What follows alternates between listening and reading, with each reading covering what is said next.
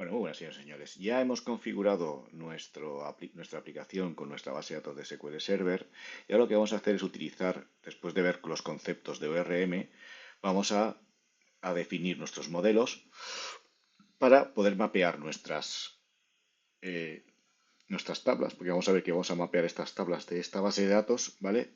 A modelos en nuestra aplicación. Con lo cual, crearemos clases a partir de estas tablas. ¿Cómo se hace esto? Bueno, pues vamos a ver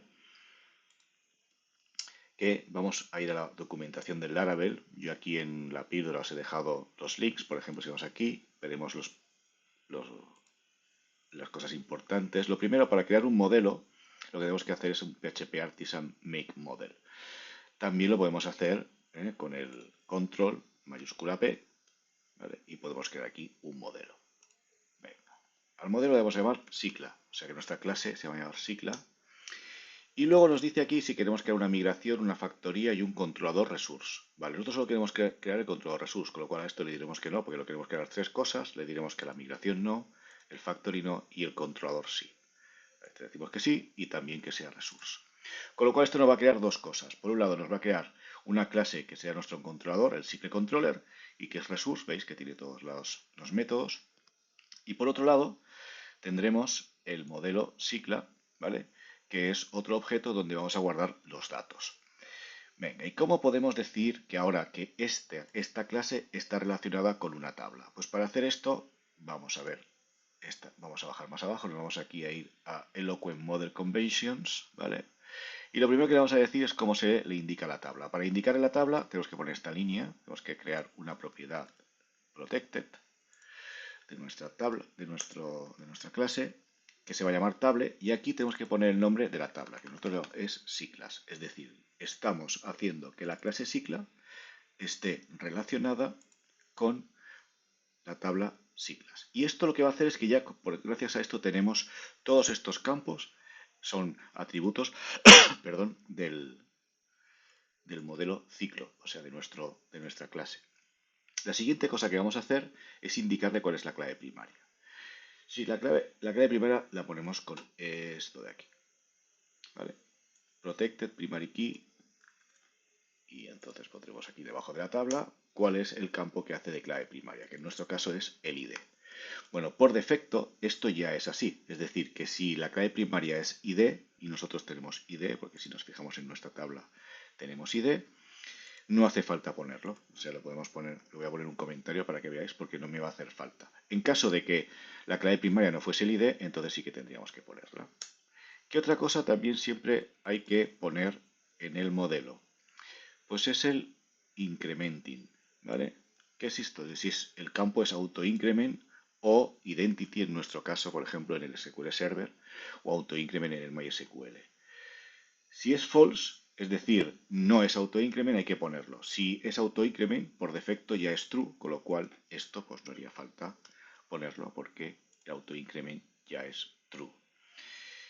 ¿Qué más hay que tener en cuenta? El tipo de la clave primaria, ¿vale? Pero en nuestro caso, si es un entero, no hace falta ponerlo. Si no fuese un entero, sí que hace falta ponerlo. Y por último, lo que tenemos que tener en cuenta es los timestamps, ¿vale? Vamos a poner este campo que se llama timestamps, ¿vale? Y lo vamos a poner aquí, pam, y lo vamos a poner a false. ¿Por qué? Porque este campo de timestamps o este atributo, si nos leemos aquí un poco la documentación, resulta que si no lo ponemos a false, por defecto es true. Y entonces él espera que en nuestra tabla exista un campo que se llame createAt y un campo que se llame updateAt. Es decir, que aquí en Ciclas tendríamos que tener el createAt y el updateAt. ¿Por qué? Bueno, porque él cree que cuando modificamos una tabla o cuando creamos una tabla, pues se guarda en qué momento, o sea, en qué fecha o en qué hora hemos creado ese registro y en qué fecha y en qué hora hemos modificado ese registro. Nosotros no estamos guardando eso, con lo cual no tenemos que poner el timestamp a true, sino que tiene que estar a false. Y como por defecto está true, ahora sí que en este caso sí que lo deberíamos de poner. Con lo cual, al hacer esto, lo que ya tenemos es que ¿cómo se dice? El modelo ciclo, ¿vale? Es una clase que está relacionada con nuestra tabla ciclo de nuestra base de datos. Y tiene su clave primaria puesta y además tenemos puesto si es autoincrement o no y los timestamps. Por ejemplo, vamos a hacer lo mismo con la tabla módulos y con la tabla apparent tachas. Pues venga, si queremos hacer lo mismo con la tabla módulo y con la tabla apparent tacha, ¿qué haríamos? Pues control mayúscula P, creamos el modelo, le decimos module, ¿vale? Tenemos el modelo module, le decimos que no queremos todas estas, sino que solo queremos el controlador y que sea resource, ¿vale?